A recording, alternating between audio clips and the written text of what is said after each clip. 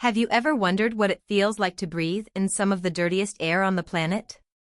In many parts of the world, air pollution is so severe that it far exceeds safe limits, creating serious health risks for millions of people. In fact, the levels of PM 2.5, tiny particles in the air that can cause major health issues, are often 11 to 15 times higher than what the World Health Organization, WHO, considers safe. This invisible threat is responsible for around 4.2 million deaths each year. So, which country is at the top of this worrying list? Today, we're taking a closer look at some of the most polluted countries, starting with one that might surprise you. Let's explore the air quality issues faced by these nations and see what they're doing to tackle the crisis. 5. Indonesia, battling severe pollution. First up is Indonesia, a country that has become notorious for its high pollution levels. In recent years, Indonesia has found itself among the most polluted countries in the world. The air quality in many parts of the country, especially in the capital city Jakarta, is troubling. Here, the level of PM 2.5, a type of fine particulate matter, averages around 37 micrograms per cubic meter. This is significantly higher than the safe limit of 10 micrograms set by the WHO. Jakarta, known for its bustling activity and dense population, is often shrouded in a gray haze. The air is filled with the unpleasant smells of gasoline and factory emissions. For many residents, wearing a mask is not just a precaution against illness but a daily necessity to help filter out the harmful pollutants. Air pollution in Indonesia is a serious issue, with around 232,000 people dying each year due to pollution-related causes. This includes deaths from water pollution, workplace pollutants, and exposure to lead, particularly from old gasoline emissions. On top of this, the country is experiencing rapid deforestation, with nearly 40% of its forest cover disappearing in less than 50 years. This loss is devastating for both wildlife and indigenous communities who depend on these forests for their livelihood. The Indonesian government is aware of the problem and is working on solutions. They have set ambitious targets to put over 500,000 electric vehicles on the road by 2030 to reduce emissions from transportation. Additionally, they have pledged to halt the construction of new coal-fired power plants from 2023 onwards, aiming for net zero carbon emissions by 2050. However, challenges remain, including the ongoing operation of several coal-fired plants around Jakarta. The road to cleaner air is long, and while these efforts are promising, Indonesia still has a long way to go. 4. Qatar, a growing pollution problem. Next, we travel to Qatar, a country often highlighted for its wealth but also facing significant pollution issues. Qatar's PM 2.5 pollution levels are alarmingly high, averaging around 37.6 micrograms per cubic meter.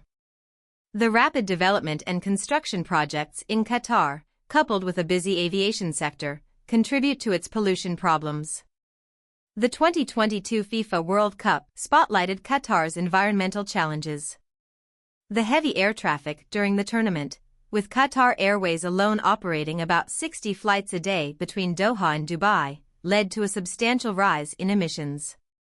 Air travel accounted for almost 52% of the total emissions for the event, drawing criticism from environmentalists. Despite these challenges, Qatar is making efforts to improve its environmental footprint. The country committed to reducing its emissions by 25% by 2030 during the 2015 Paris climate talks. Although carbon capture and storage technologies are being discussed, their large-scale implementation is still in progress. On a positive note, Qatar recently connected a solar power plant to its national grid, which can supply up to 10% of the country's clean energy needs. Additionally, the introduction of a modern metro system and the development of green spaces show that Qatar is taking steps towards a more sustainable future. 3. Bahrain, a fluctuating pollution crisis. Bahrain, with a population of just over 1.3 million, faces its own significant pollution issues. In 2018, the average PM 2.5 concentration in Bahrain was a staggering 60 micrograms per cubic meter, 6 times higher than the WHO's safe limit.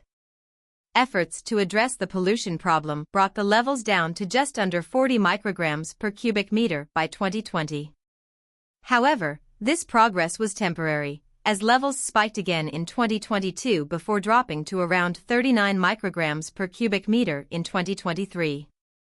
Bahrain's pollution is largely driven by its energy sector, which relies heavily on fossil fuels, as well as industrial emissions and dust from ongoing construction. The country faces the challenge of balancing economic growth with environmental sustainability. The question remains whether Bahrain can maintain its economic ambitions while effectively addressing its pollution problems. 2. China, a continual battle against pollution. Finally, we turn to China, a country with over 1 billion people that faces an enormous challenge in combating pollution. China has long struggled with severe air quality issues, largely due to its rapid industrialization and heavy reliance on coal. Cities like Beijing have seen alarming levels of PM 2.5, making air quality a serious health concern for millions of residents. China has made strides in addressing its pollution problems, including investing in renewable energy sources and implementing stricter environmental regulations. However, the scale of the problem means that progress is gradual, and many areas still experience significant pollution. As we explore these countries and their struggles with pollution, it's clear that the fight against environmental damage is ongoing and complex.